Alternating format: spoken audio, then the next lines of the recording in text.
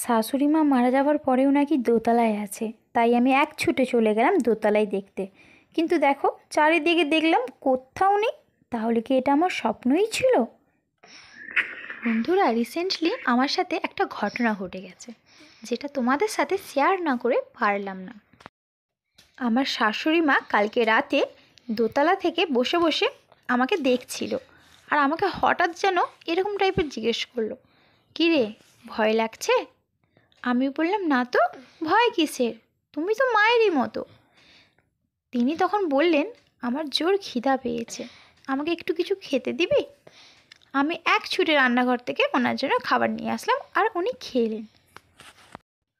আমি কিন্তু দোতলায় আসি না, জানো তো বন্ধুরা।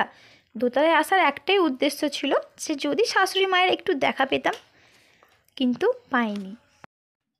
আর কি, নিরাশ হয়ে যখন নিচে নামবো ঠিক তখন লক্ষ্য করলাম উপর থেকে নিচের ভিউটা বেশ ভালোই আসছে।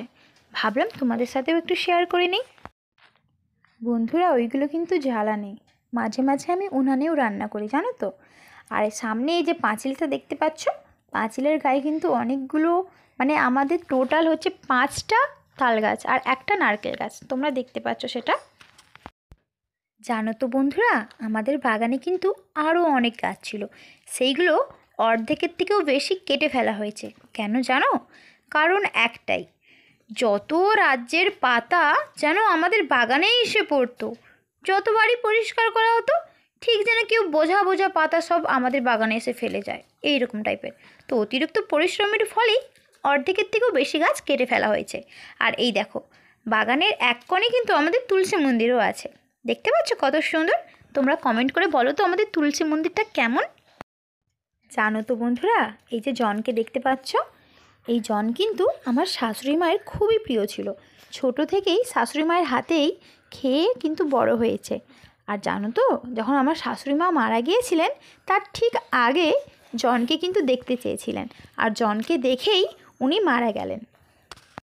জানো তো বন্ধুরা, আমার শাশুড়ি মা কিন্তু মারা যাওয়ার ঠিক আগে অনেক কিছুই বলে গিয়েছিলেন, সেইগুলো তোমাদের সাথে অন্য কোনো দিন শেয়ার করব। আজকে শুধু এইটুকুই শেয়ার করলাম। জানো তো বন্ধুরা, আমাদের বাড়িতে কিন্তু একটা লিলি আছে। লিলি মানে হচ্ছে খরগোশের কথা বলছি। আর এই যে জন দেখতে পাচ্ছ, ল্যাব্রাডগ, এই দুটো আছে। এই দুটোর জন্যই দিনগুলো মোটামুটি চলছে। নইলে এই বাড়িটা যতই বড় লাগছে, এই বাড়িটা কিন্তু একদমই ফাঁকা লাগে শাশুড়ি মা নেই বলে। তো এইটুকুই বলার ছিল। যদি ভালো লাগে প্লিজ লাইক, শেয়ার, সাবস্ক্রাইব করবে।